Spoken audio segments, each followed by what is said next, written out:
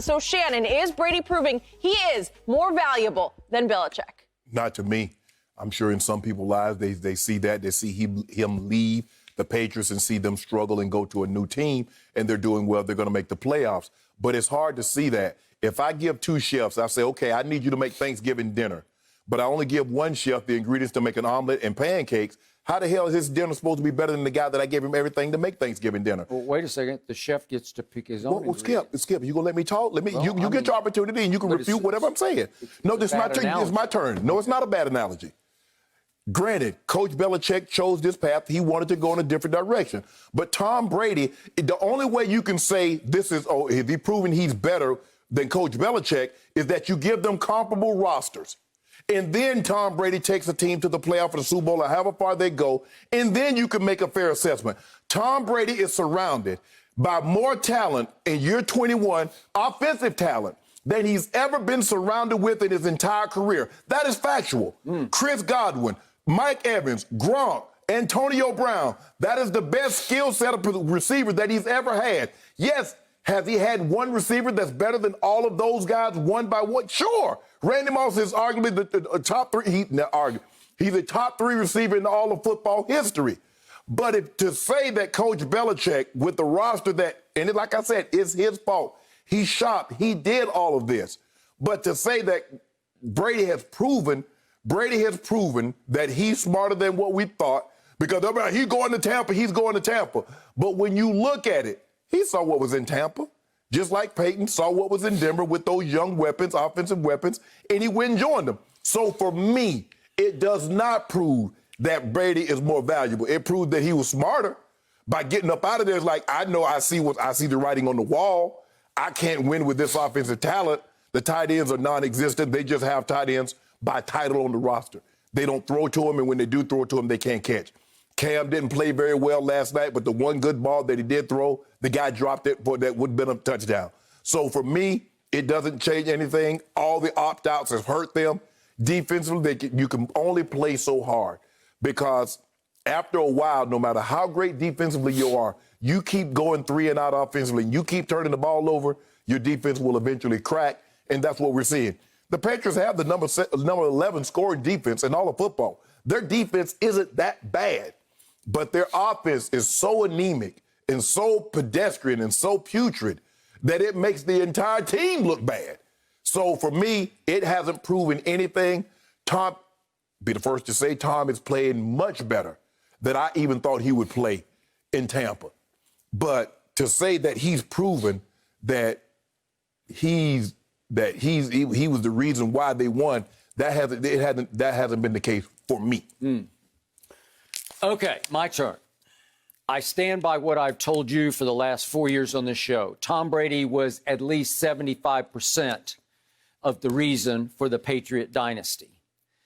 Bill Belichick is getting exposed. Bill Belichick is in big trouble going forward in New England because Bill Belichick hit bottom last night.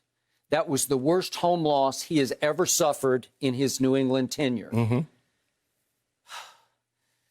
That was the first time Buffalo has swept them since 1999, which was obviously before Bill Belichick got there, long before he got there. Yeah. He got there in 2000. 2000, right, yeah. Okay, so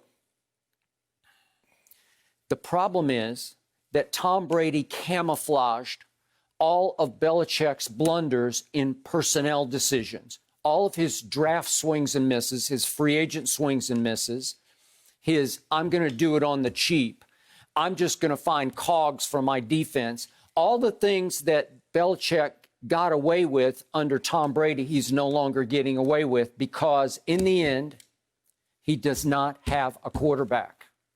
Where do you go without a quarterback in this league? You go nowhere. You go south. Yeah, it doesn't matter how great your head coach. It doesn't matter how great your owner is. It just doesn't Without matter. that guy, you're nothing. And as much as I admire Cam and the way he balls, he just gives you every ounce he's got. He fights, he scratches, he claws. He's got 12 rushing touchdowns, which leads the league among quarterbacks. And he got another one on a scramble last night, 9 yards, that put them back in the game Folk missed the point, but it would have been 10-10, but it was 10-9. And to your point, Cam did throw an early trick play, what looked like it might have been a touchdown pass. It would have gotten down to the 5 or 4 or 3. Who was the guy who dropped it? Damiere Byrd, the one big addition, the one big new addition. Bill Belichick went out in the free agent market. He plunged. Yeah, he plunged on the 4th best receiver in Arizona a year ago, Damiere Byrd, the 4th best Kyler Murray target in Arizona. And on that pass play, if we could see it, I think it hits him in the face mask. I don't know if he lost it in the lights. I don't know what happened. But Cam did make one hellacious good throw. It looked like it went right through his hands and bounced off his mask somehow on a trick play throwback from Sony Michel. And, again, that was effectively the end of this game. Yes. Was that right there? Again, he's sort of rolling sideways. You can't throw it any better than... No. You just can't. And Buffalo went into New England last night ready to bury them. Their whole plan from the start was, we want to take our pound of flesh from these guys, because these guys, this franchise has embarrassed them, has stepped on them for year after year after year. Tom Brady has thrown party after party at Buffalo on them. And they finally said, we're going to go in there and we're going to go for their throat. And they were throwing in the 3rd quarter for the throat. Yes. And they were playing so desperately to crush them that, remember, it was 3-all. And Buffalo had the ball and is starting to drive, but gets stalled at 4th and 5 from their 35-yard line. Right. Think about this. It's 4th and 5 from their 35, and it's 3-all in this game. And what did they do? They ran a fake punt. A fake punt, and the up-back throws a left-handed pass for a 13-yard gain, and here they go. And that's a heck of a throw, too. It was a heck of a throw. And then they actually faced 4th down one more time in this drive, and Josh Allen ran the keeper on the zone read and ran for 22 yards. Can I ask you a question, Skip? Are you still sold on Baker Mayfield? You take Baker Mayfield over that guy? Absolutely. Baker Mayfield in the last 8 games, until he lost his top 4 receivers and 2 of his starters in the offensive line, was ranked 2nd by Pro Football Focus in the whole league over his last 8 games. He has arrived. Yes, I'll take him. Skip. I'll take him in his intangibles over Josh Allen. They are on fire right now in Buffalo, but how can you rate or rank Josh Allen? He's up a bit against garbage last night on the Patriot defense. There's no Stephon Gilmore, right? All I'm saying, Skip, all I'm saying, and if you look at it, Baker Mayfield has 26 touchdowns and 8 interceptions. Do you know that Josh Allen has 26 and 7 when not throwing to Stephon Diggs? Yep, I got it. But Stephon Diggs is leading the league in catches and yards, and he has changed life for Josh Allen.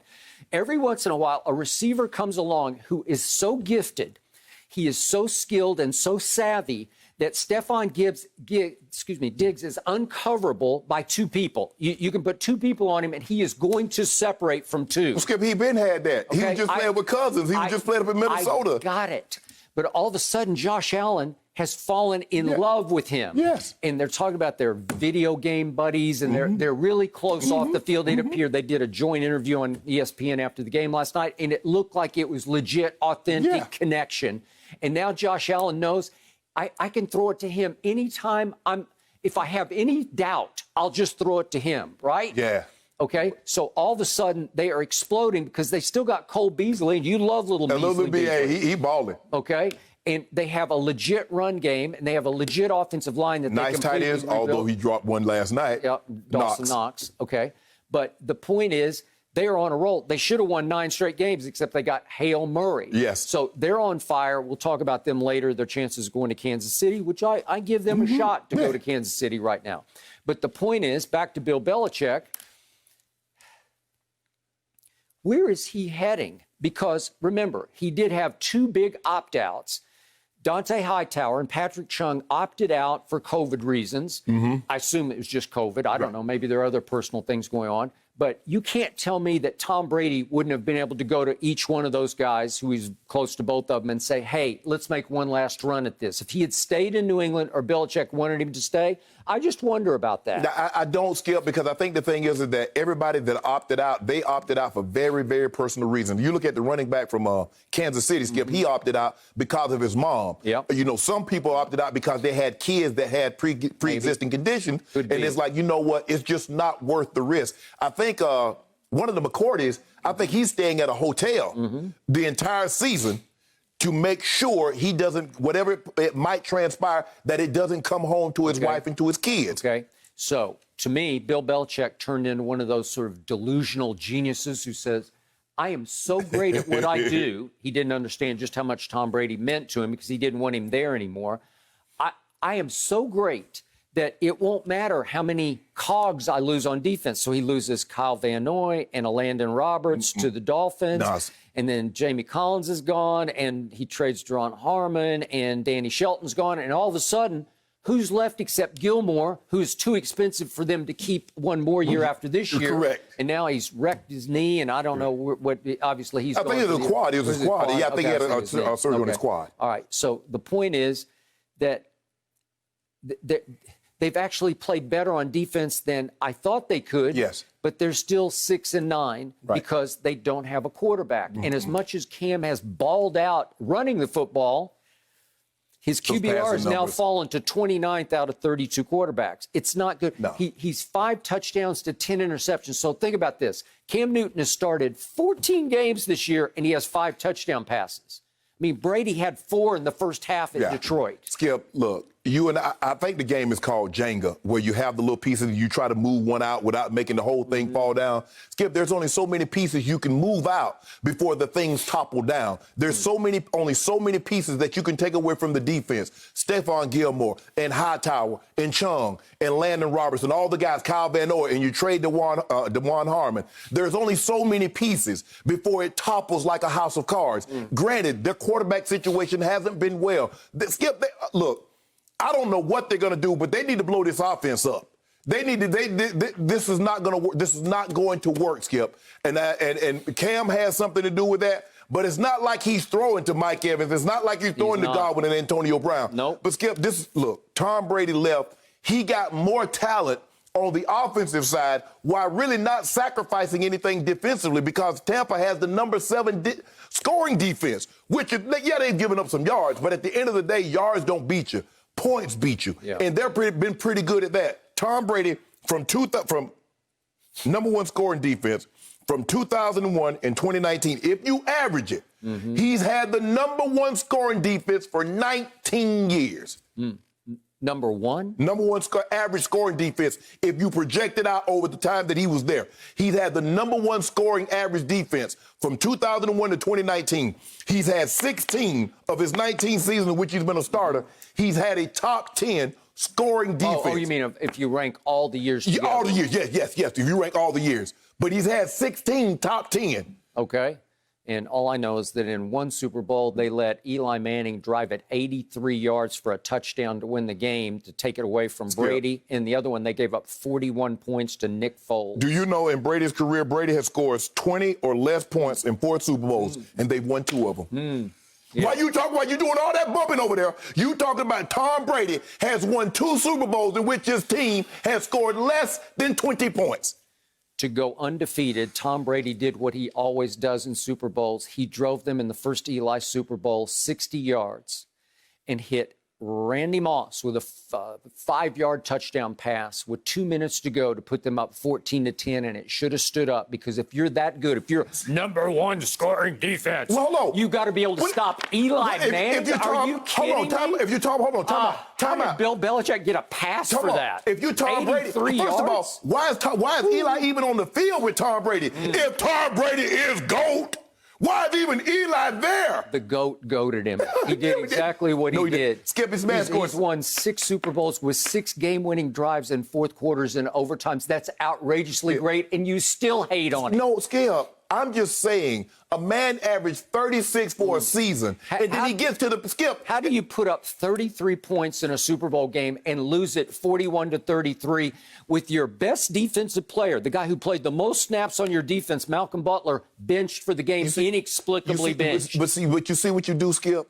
You take the situation in which he gave up 33 and they lost the game, but you don't say how he held Atlanta scoreless for the last 20-plus minutes of a ball game. You never mention that. You don't mention how in the Legion of Boom, how he held Russell Wilson scoreless in the fourth quarter. You won't mention that. But think about what Tom Brady did against the Legion of Boom in the fourth quarter. 124 yards passing and 2 touchdowns just in the fourth quarter. Let me ask you a question. Think about what he did to Atlanta. 246 yards just in the fourth quarter and overtime. So let me ask you a question. Whew.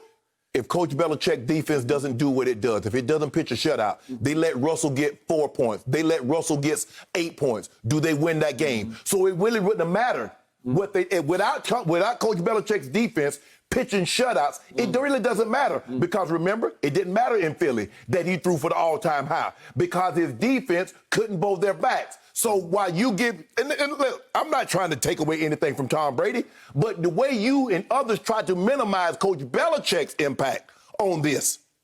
I give you this. He's one of the greatest defensive coordinators ever.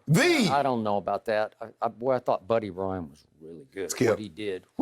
He had an all-time great defense. He had a 2-year stretch. I don't think he came back in '86. I think he was in Philly. He went to Philly that year.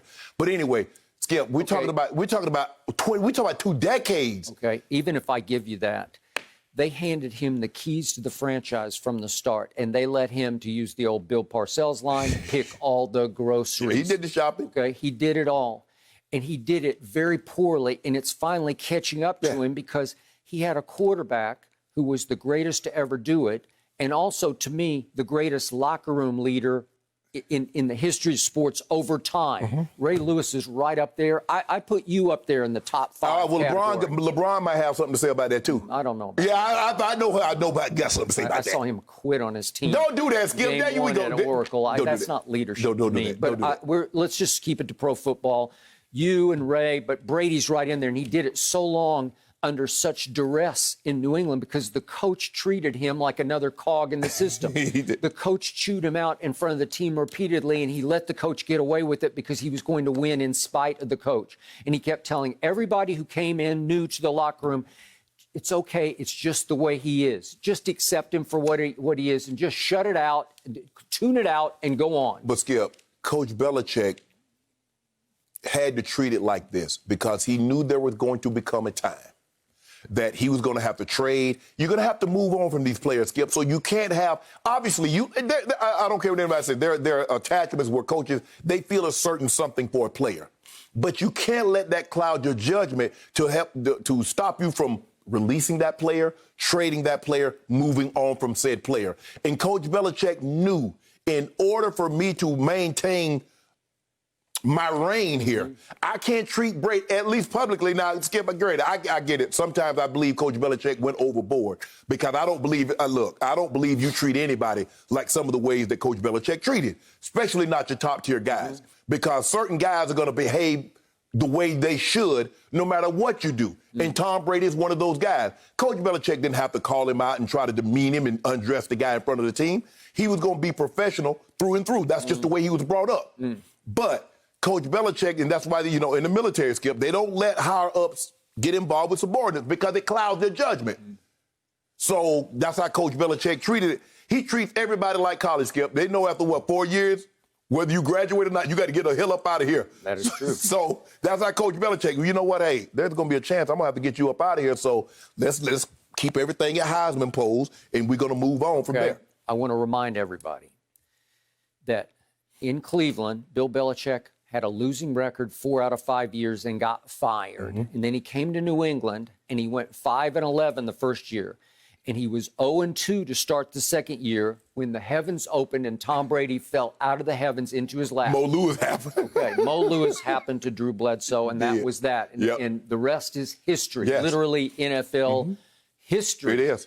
And the point is, Bill Belichick at that point in his career was 12 games under 500 as a head coach. Well, you can't tell me that Brady didn't save his bacon, didn't save his absolutely. legacy. And again, so many mistakes. Saved his job. He didn't even have no legacy at that point in time. He was just a defensive coordinator. Well, he launched his legacy. Right, yes. And then over time in New England, Belichick was able to get away with so many poor personnel decisions, especially building up to last offseason. I kept telling you, what is he doing? Because he was doing nothing. I don't know where the money, I still don't know where the money went. I don't either. I don't know where. So in the end, Cam Newton's not the answer throwing the football there. And I'm afraid it's not going to work, and I'm afraid he won't be back. I could be wrong about that, but I'm afraid he won't be back in New England. I agree. Is Jarrett Stidham the answer? No. I know we've just seen him in little bursts, such as last night for a quarter and a half, but he sure doesn't look like the guy to me. Well, Skip, here's a guy that had a head start on Cam on the offense. He did. So you would have thought that, and that's what I was thinking. I was like, well, he has a head start on Cam in the offense with no preseason games. Yep. Basically, everything is virtual. So he's going to be the starter. The mere fact that Coach Belichick went out there and got him, and Cam started basically a month later, tells me everything I need to know about Jarrett Stidham. So he might be good, but I just haven't seen enough. And when I watch him play, nothing tells me, man, with time, this guy can be pretty good. No, he's now completed 50% of his passes this year in short stints. But still, I told you I watched him a lot at Auburn for 2 years. Mm-hmm. Man, his second year, it was really rocky. And I didn't see anything more than what other people saw because he was there in the 4th round. But New England get used to this. Because you've beaten people. When people get an opportunity to skip, it's just like when they did these power schools, Alabama and Ohio State and Michigan, when Nebraska, how they used to beat people and what people do now. They've had it down. They try to hang 50 on you every chance. That's what's going to happen to New England because you've been at the top of the totem pole for 2 decades. Mm-hmm. When somebody get a chance to beat you, that wasn't an accident. Nope. I'm surprised Buffalo took Josh Allen out. They just didn't want to get him hurt. But they were trying to hang 50 on him. They were. I agree. So in the end, where does Belichick turn for a quarterback? Because obviously they've won too many games to get Trevor Lawrence or Justin Fields. Unless you trade for something or maybe somebody becomes available, Skip, that's what you're going to have to do. He's going to, the likelihood of him drafting the quarterback of the future is going to have to be unless it's the 6th. He ain't getting another Brady.